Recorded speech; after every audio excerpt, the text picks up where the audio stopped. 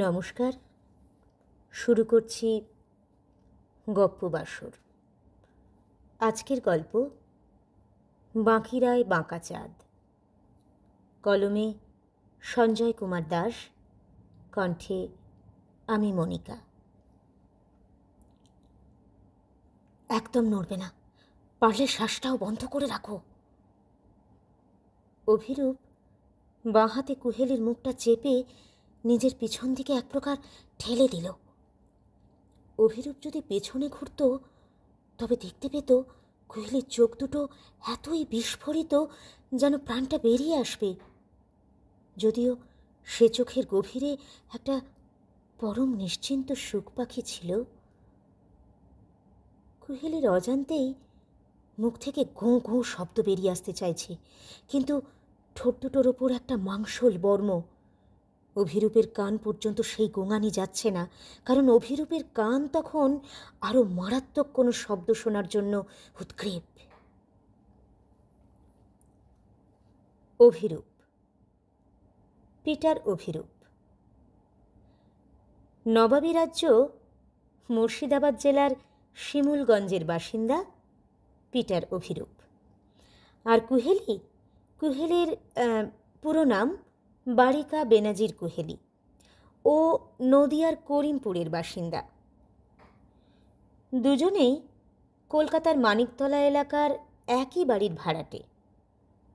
প্রেসিডেন্সিতে পড়াশোনার তাগিদেই কলকাতায় আসা।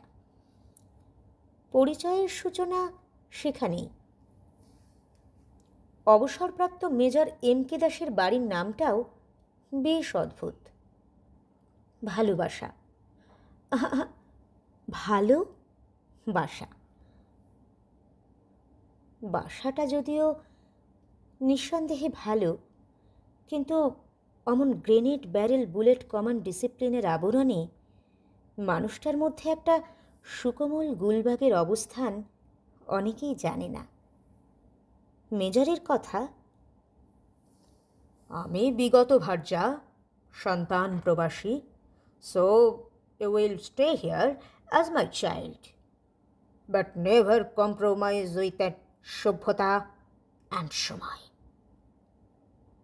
Carry on dears. যাই হোক, অভিরূপ আর কুহেলি দুজনেরই বাংলার টেরাকোটার দিকে বেশ আকর্ষণ। ইউনিভার্সিটি, কোচিং, নিজের প্রস্তুতি, সর্বোপরি বাঘের বাসায় থেকে সময় সুযোগ করা বেশ চাপের।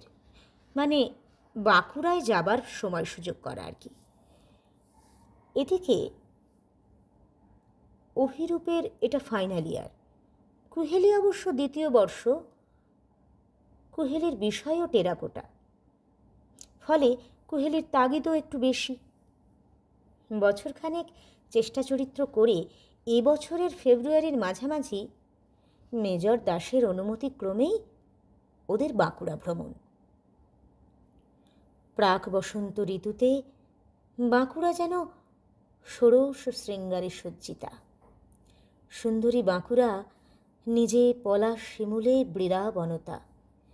এমন একটা মন ভালো করা পরিবেশে শুষ্ক মাটিও আর্দ্র হয়, কঠিন পাথরেও গলন শুরু হয়। বাস্তব ব্যস্ততার মাঝেও যেন স্বপ্ননীড়ের হাতছানি। ঘুমন্ত কুঁড়িরা মৃতের আবরণ মুক্ত হতে চায়। প্রথম দিনে দুজনে মিলে বাঁকুড়ার রাধামাধব, মদনমোহন, শ্যামরায়, একতেশ্বর, সিদ্ধেশ্বর, ত্রিধারা, গোকুলচাঁদ এইসব মন্দির ঘুরে ঘুরে দেখল। খ্রিশ্চান অভিরূপ আর মুসলিম কুহেলি কোনো কালেই সম্প্রদায়কে গুরুত্ব দেয়নি, দেয়ও না। স্থানীয় অভিভাবক মেজর সাহেবও সেসবের অনেক ঊর্ধ্বে। ফলে মন্দির পরিদর্শন করলেও বাঁকুড়ার শৈল্পিক কারুকার্যই ওদের চর্চার মূল লক্ষ্য। মন্দির গাত্রে পোড়ামাটির কাজের মাঝে ওরা পড়তে চেয়েছে বাঁকুড়ার জীবনশৈলী, শিল্পশৈলী, সংস্কৃতি আর নিপুণ সৌন্দর্য। বাইরের রূপমাধুরীর ছোঁয়ায় অন্তরের কোমল পাপড়িও দল মেলে। ঘুম ভাঙানিয়া সোনার কাঠির ছোঁয়ায় দুঃখ জাগানিয়া বিমর্ষতার যবনিকাপাত। কলির পেলবতা অলির সাদর সোহাগ পরশ পায়। মনে হয় আমার ভিতর বাহিরে অন্তরে অন্তরে আছো তুমি হৃদয় জুড়ে।